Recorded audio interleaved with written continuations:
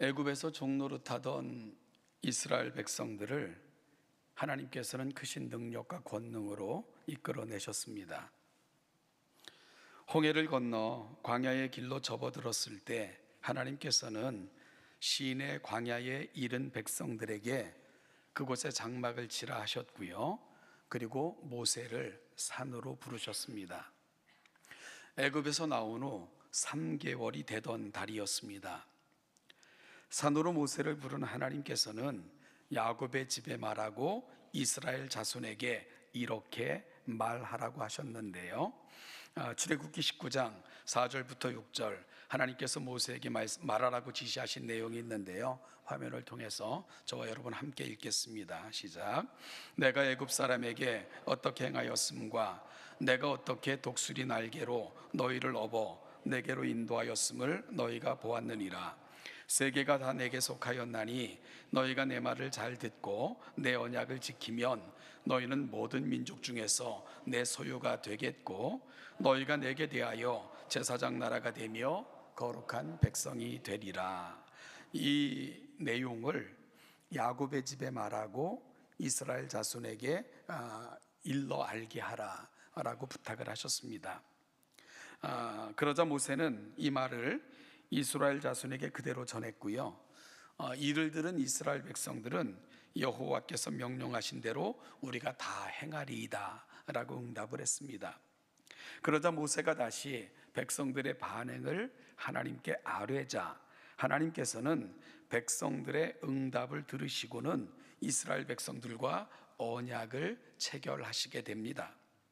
이렇게 해서 체결된 언약을 시내산 언약이라고 부르며 이 언약의 중요성은 지금까지는 개인과 더불어 맺어진 언약이었다면 이 시내산 언약은 이스라엘을 한 민족으로 부르셔서 한 민족과 더불어 맺은 언약이다 하는 중요성을 갖고 있습니다. 아브라함을 부르시면서 하셨던 약속, 즉 너의 자손을 하늘의 별과 같고 해변가의 모래알 같이 많게 하시겠다. 그 약속의 첫 번째 성취가 시내산 언약을 통해 이루어진 것입니다.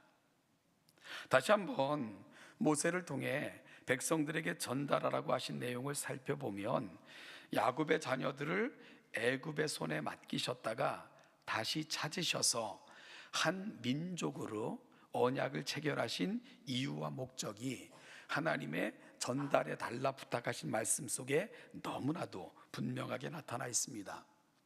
먼저는 그들을 모든 민족 중에서 내 소유가 되게 하시겠다 하는 것이고요. 둘째는 내게 대하여 제사장 나라가 되게 하시겠다 하는 것이며 마지막 셋째는 거룩한 백성이 되게 하시겠다 하는 약속이 아주 구체적으로 표현되어 있는 것을 읽게 됩니다. 하나님의 소유가 되게 하시겠다는 말씀 속에는 그들의 가치, 하나님이 이스라엘을 얼마나 귀하게 여기시는가 가치가 깃들어 있고요. 제사장 나라를 삼겠다는 약속 속에는 그들의 역할, 즉 부르심의 이유가 담겨져 있고요. 거룩한 백성이 되게 하시겠다는 언약 속에는 그 나라 백성으로 누릴 상속의 개념이 담겨져 있습니다. 따라서 이 약속은 실로 놀라운 약속이 아닐 수 없습니다. 이것이 시내 광야에서 확인해 주신 이스라엘을 부르시면서 하셨던 약속입니다. 그런데 여러분, 이 약속이 단순히 그 먼 옛날 야곱의 자손으로 이스라엘이 된 그들만의 약속이 아니었음을 우리에게 분명하게 확인해 주고 계신 분이 계십니다. 바로 베드로입니다. 베드로는 하나님께서 우리를 교회로 부르시고 교회로 부르신 이유를 너무나도 놀랍게 선언합니다. 베드로전서 2장 9절과 10절인데요. 화면에 띄울 테니까 같이 한번 한 목소리로 읽겠습니다. 시작. 그러나 너희는 택하신 족속이요 왕 같은 제사장들이요 거룩한 나라요 그의 소유가 된 백성이니 이는 너희를 어두운 데서 불러내어 그의 기이한 빛에 들어가게 하시니에 아름다운 덕을 선포하게 하려 하심이라. 너희가 전에는 백성이 아니더니 이제는 하나님의 백성이요 전에는 긍휼을 얻지 못하였더니 이제는 긍휼을 얻은 자니라. 아멘. 과거 시내 광야에서 이스라엘 백성들과 언약을 맺기 전 확인해 주셨던 약속들이 그대로 확인되고 있는 것을 보게 됩니다. 먼저 교회를 가리켜 그의 소유된 백성이라고 말씀하십니다. 또한 왕 같은 제사장이라고 하고요. 다음으로는 택하신 족속이며 하나님의 백성이라고 선언합니다. 이것이 교회로 부르신 이유라고 베드로 사도는 설명합니다. 마치 시내 광야에서 이스라엘 백성들을 부르시면서 하셨던 말씀을 다시 한번 확인해 주고 계신 것과 같은 느낌입니다. 이와 같은 사실들을 통해 확인할 수 있는 것은요, 하나님의 부르심에는 일관된 섭리가 있고요, 또한 시간이 지나도 바뀌지 않는 선명한 목적이 있으며 또한 약속이 있다는 것을 확인하게 됩니다. 먼저 일관된 섭리란 하나님의 부르심은 사랑으로 먼저 찾아가셔서 베푸신 은혜의 사건이라는 것, 이건 시간이 지나도 시대가 지나도 바뀌지 않는 하나님의 섭리 가운데 이루어지는 사실인 것을 성경은 끊임없이 확인해 줍니다. 하나님의 사랑, 이것이 부르심이고 그 부르심을 통해서 받게 된 은혜라는 것, 모세는 이 사실을 신명기 7장 6절부터 9절에서 이렇게 또한 확인해 주는데요, 화면을 통해 또 한번 같이 읽겠습니다. 시작. 너는 여호와 내 하나님의 성민이라. 내 하나님 여호와께서 지상 만민 중에서 너를 자기 기업의 백성으로 택하셨나니 여호와께서 너희를 기뻐하시고 너희를 택하심은 너희가 다른 민족보다 수요가 많기 때문이 아니니라. 너희는 오히려 모든 민족 중에 가장 적으니라.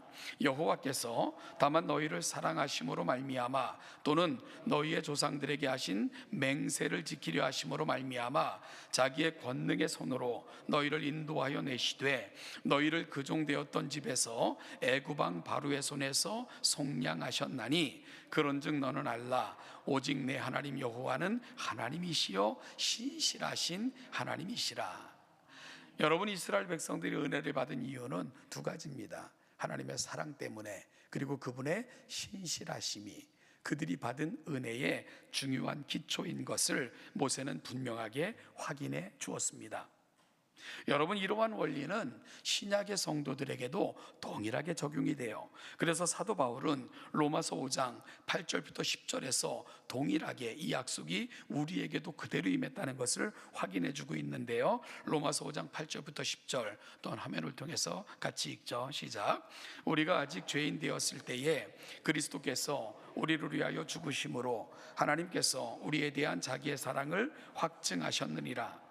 그러면 이제 우리가 그의 피로 말미암아 의롭다 하심을 받았으니 더욱 그로 말미암아 진노하심에서 구원을 받을 것이니 곧 우리가 원수 되었을 때에 그의 아들의 죽으심으로 말미암아 하나님과 화목하게 되었은즉 화목하게 된 자로서는 더욱 그의 살아나심으로 말미암아 구원을 받을 것이니라. 아멘. 동일한 하나님의 섭리, 부르심의 원리가 뭡니까? 그분의 사랑입니다. 또한 그분의 약속 때문에 우리는 그분의 신실하심을 통해 은혜를 입게 된 겁니다. 이것이 구약이나 신약이나 변함없이 하나님의 부르심이 갖는 일관된 섭리입니다. 하나님의 은혜로, 오직 사랑으로 하나님의 백성들을 부르십니다. 여러분, 그러면 이 부르심의 일관된 선명한 목적은 뭘까요? 출애굽기 19장 6절에서 너희가 내게 대하여 제사장 나라가 되게 하겠다 하는 것이 부르심의 목적으로 제시되어 있고요, 베드로전서 2장 9절에서는 왕 같은 제사장으로 부르신 거다 하는 사실을 확인해 줍니다. 베드로전서 2장 9절에서는 거룩한 제사장이라고, 거룩한 제사장으로 부르셨다고 말씀하셨는데 9절에서는 왕 같은 이라는 말을 사용하고 있습니다. 여러분, 우리가 거룩이라는 말을 계속 확인하는 것처럼 거룩은 하나님께 속해 있는 용어입니다. 따라서 그 말이 우리들에게 사용될 때는 전적으로 하나님과 관련돼 있다, 기원이 하나님이다 하는 것을 가르쳐주는 단어가 거룩이라 말씀을 드렸습니다. 따라서 거룩한 제사장이라는 개념 속에서 우리의 부르심은 전적인 하나님으로 기원하여 하나님을 위한 부르심이라는 것을 알게 되고요, 하나님을 위해 우리를 제사장 삼으셨다는 것입니다. 또한 왕 같은 이라는 말은 그 기원이 한 왕께 연유되어 있음을 말해줍니다. 그래서 영어 성경은 royal priesthood라는 라고 이렇게 그 왕 같은 제사장을 번역을 했는데요, 마치 royal family라는 말이 사용이 되잖아요. 이것은 어떤 사람이 royal family다 그러면은 어디에 속해 있는가 라는 그의 신분을 이야기해 주는 말로 주로 사용이 되죠. 마치 아론이 거룩한 대제사장이 되었고 그의 아들들은 마치 로열 패밀리처럼 대제사장 가문에 속하여 제사장들이 되었던 것처럼 우리의 주님이신 예수님께서 대제사장이시고요, 우리는 그분의 가족으로 로열 패밀리이기에 그 가문에 속한 제사장들이 되었다 하는 사실을 우리가 왕 같은 제사장이라는 개념을 통해 베드로는 표현해내고 있는 것입니다. 우리가 어떻게 제사장이 되었는가? 대제사장이신 그분 안에서 우리가 함께 제사장으로 부름을 받았습니다 하는 사실을 확인해 주고 있는 거죠. 이 사실을 오늘 본문 4절 이하에서 베드로는 건축의 비유를 통해 설명합니다. 특별히 예수님을 가리켜 뭐라고 표현합니까? 산돌, 리빙 스톤이라고 표현하는데요, 스톤, 돌인데 리빙, 산돌입니다. 여러분, 어떻게 돌이 살아있을 수가 있나요? 돌에 리빙을 붙이는 게 그게 어떤 의미일까? 베드로는 마치 유기체처럼 돌에 생명력을 불어넣고 있는데요, 돌이 살아있다, 어떤 의미일까요? 우리는 5절에서 그 말을 사용한 의미를 발견할 수 있게 되는데요, 5절을 보면 너희도 산돌같이 신령한 집으로 세워지고, 그러니까 너희도 산돌이다, 이 개념을 통해서 예수님처럼 산돌이 되어 함께 지어져 가는 거다, 이런 개념으로 5절이 진행되고 있는데, 산돌이라는 개념을 베드로는 너희, 즉 흩어진 나그네로 살아가는 성도들에게도 적용하고 있음을 보게 됩니다.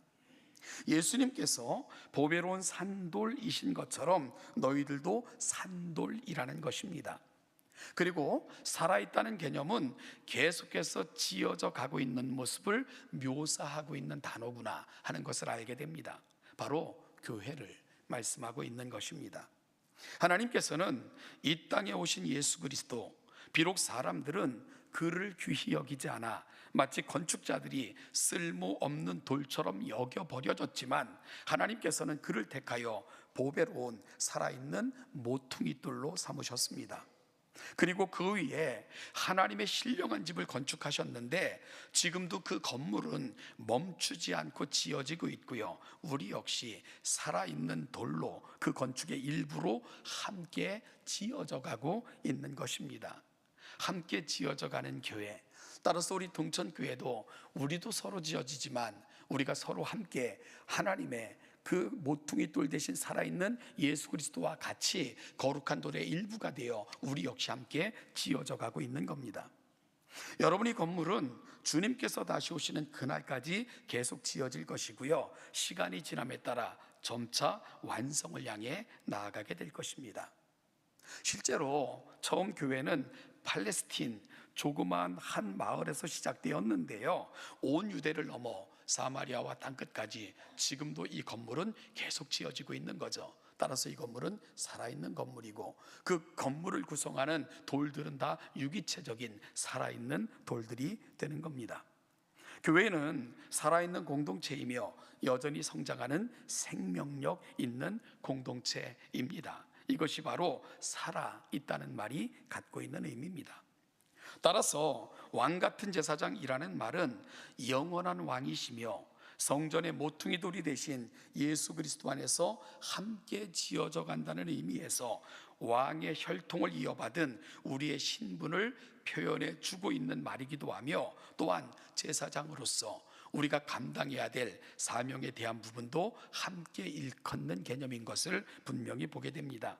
우리의 기원은 예수 그리스도, 살아있는 돌이신 그분으로 말미암아 기원되고 바로 그분의 혈통을 이어받아 우리 역시 이 땅의 제사장으로 예수님께서 감당하신 그 사역을 위해 부름 받았습니다 하는 것이 왕 같은 제사장이라는 개념이 갖고 있는 너무나도 중요한 의미가 되는 것입니다. 여러분, 그리고 따라서 이러한 부르심에는 셋째로 약속이 있습니다. 즉 이러한 부르심의 궁극적인 이유는 하나님의 소유, 그분의 거룩한 백성 삼으시겠다는 것입니다. 여러분, 이것이 왜 약속이 되느냐? 이것은 무엇을 주시겠다는 것보다도 훨씬 중요한 개념인 것을 기억해야 되는데요. 왜냐하면 내 백성 삼겠다, 내 소유 삼겠다 하시는 말씀은 우리를 그 나라 하나님의 모든 것에 상속자로 삼아 이를 향유하고 누리게 하시겠다는 거대한 하나님의 약속이기 때문입니다. 그래서 하나님께서는 소유라는 말을 사용하셨습니다. 우리가 화면을 통해 잠깐 보면요, 출애굽기 19장 5절에서 사용된 소유라는 히브리어가 세쿠라라는 단어인데요, 이 말은 재산, 보석, 특별한 보물이라는 의미를 지니고 있어요. 이 말이 오늘 베드로전서 2장 5절에서 소유라는 개념이 다시 사용이 2장 9절에서 소유라는 개념이 다시 사용이 되잖아요. 헬라어는 페르포이에시스라는 단어가 사용되는데 구약의 세쿠라라는 단어와 동일한 개념으로 사용되어지는 헬라어 단어입니다. 여러분, 따라서 출애굽기 19장 5절에서 사용된 세쿠라나 베드로전서 2장 9절에서 사용된 소유라는 말의 페리포레이시스는 전부 재산, 우리가 하나님의 재산이라는 개념이고요, 우리는 하나님의 특별한 보석이다. 이 하나님이 우리를 소유 삼으셨다는 것은 너희가 나의 재산이야, 하나님의 재산은 다른 게 아니라 너희가 내 재산이야 라고 말씀하고 계신 거고, 너희들은 나의 아주 특별한 보물이란다 라고 선언하고 계신 거예요. 하나님은 우리를 그분의 소유, 즉 특별한 보물이라고 말씀하시는 거예요. 여러분, 특별하다는 것은 그 어떤 것으로도 비교될 수 없는 귀함이라는 의미를 담고 있습니다. 하나님께 우리가 그렇다는 것입니다. 다른 어떤 것으로 비교할 수 없는 특별함, 하나님은 우리를 그런 존재로 여기신다는 거예요. 여러분들이 하나님의 재산이에요. 여러분들이 하나님의 아주 특별한, 다른 것과 대체할 수 없는 보물이라는 것입니다.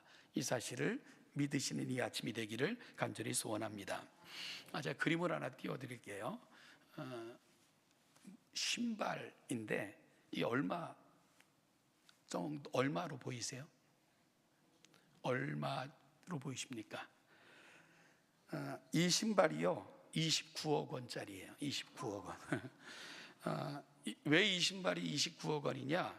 이게 그 농구의 전설로 남아있는 마이클 조던이 1998년도 이제 은퇴했다가 복귀해가지고 마지막 우승을 할 때 착용했던 신발인데, 이게 에어 조던, 그러니까 그 마이클 조던을 이제 에어 조던, 뭐 공중을 날아다닌다 그래서 이렇게 붙어있는 별명인데, 에어 조던 8 에이스로 이렇게 명명된 신발인데, 이 신발이 경매에 붙여졌어요. 근데 이 경매에서 그 NBA 뭐 그 결승에서 신었던 이 신발이 약 220만 달러에 낙찰이 돼요. 그러니까 우리나라 돈으로 약 29억 원에 팔린 신발. 안 미쳤다고요?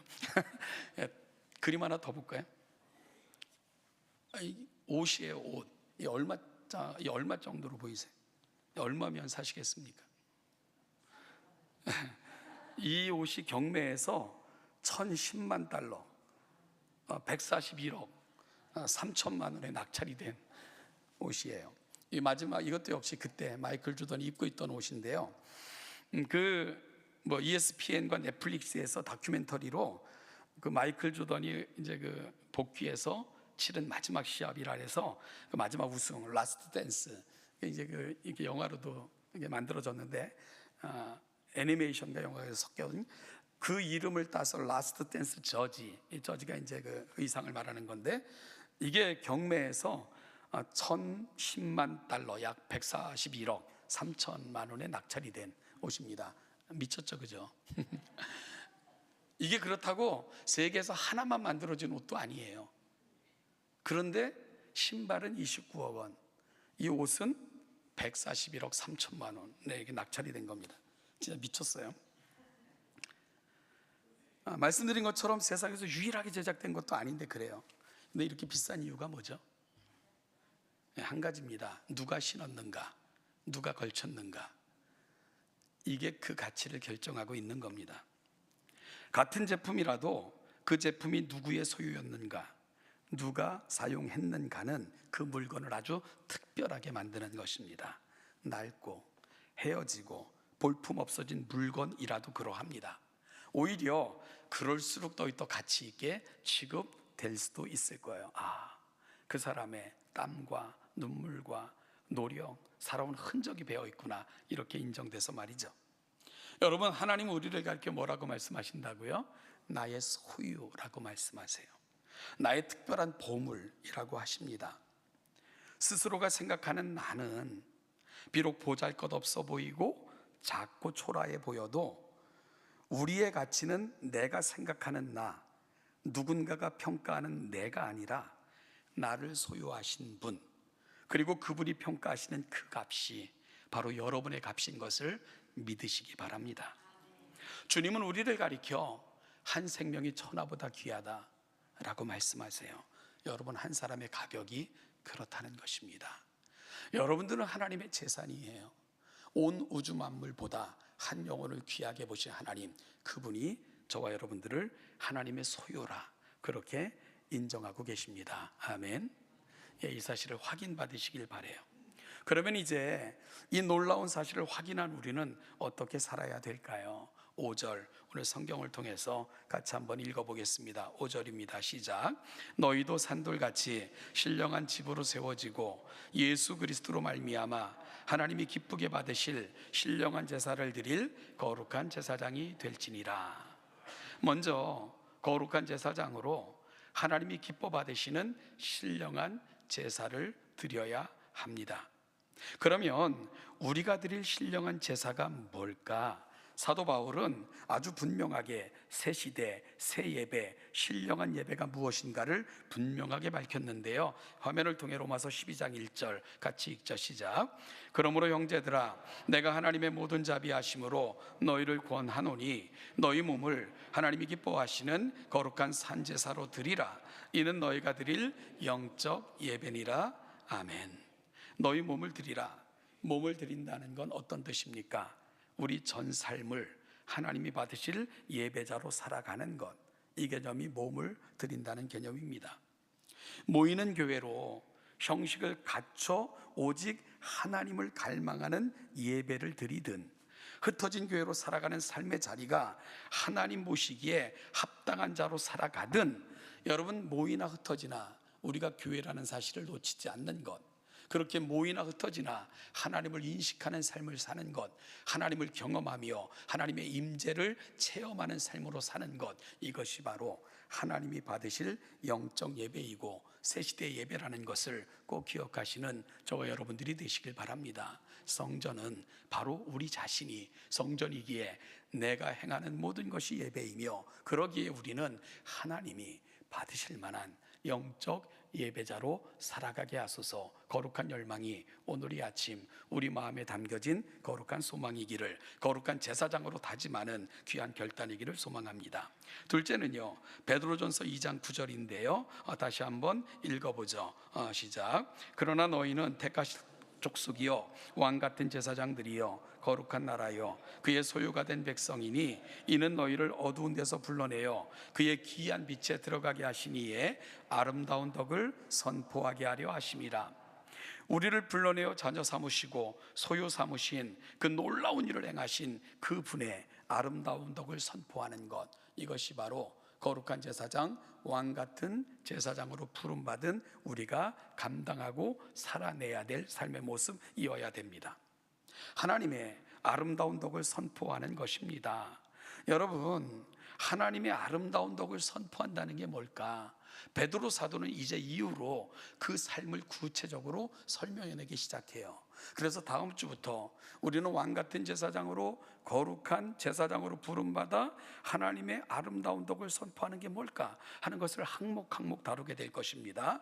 나그네로 살아가는 삶의 윤리, 모든 제도적 사회적 질서 속에서 성도의 태도, 종과 상전의 관계, 아내와 남편, 교회 안에서의 태도 등 사도 베드로는 이제 우리를 부르신 그분의 아름다운 덕을 선포하는 게 뭘까 하는 것을 삶의 구석구석에서 점검하면서 제시하고 있는데요. 그 부분을 살펴보면서 우리가 그 부분을 함께 살피는 가운데 나를 부르신 그분의 아름다운 덕을 선포하는 삶을 살게 하옵소서라는 거룩한 소망들이 우리 가운데 담겨지는 귀한 시간들이 될 수 있기를 간절히 소망합니다.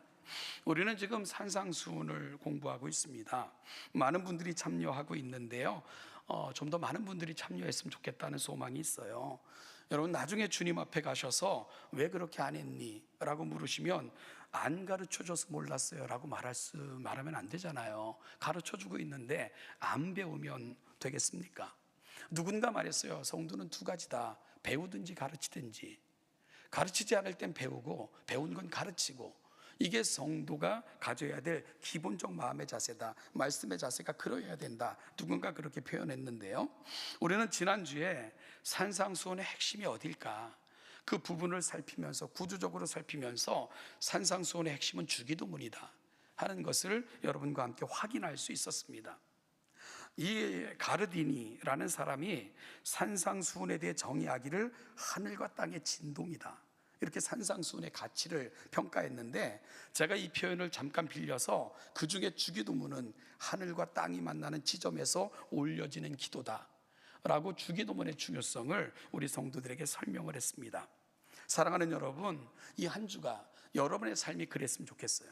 오늘 이 자리가 하늘을 만나고 그 하늘이 여러분의 가슴에 담겨 그 하나님의 거룩한 임재로 내 가슴이 하늘로 채워져 이 감동으로 여러분의 살아가는 땅을 진동시키는 그런 성도들, 우리 동천교회 성도들이 되시기를 주님의 이름으로 축복합니다. 여러분들이 살아가는 삶의 자리는 항상 하늘과 땅이 만나는 자리여야 돼요. 하나님이 내게 주신 은혜, 그 은혜가 나를 부르셔서 이 은혜 주신 그분의 아름다움을 선포하는 땅을 진동시키는 사람들, 그 거룩한 열망이 오늘 성도들의 가슴에 깃든 우리들의 소망이고 열망이어야 됩니다.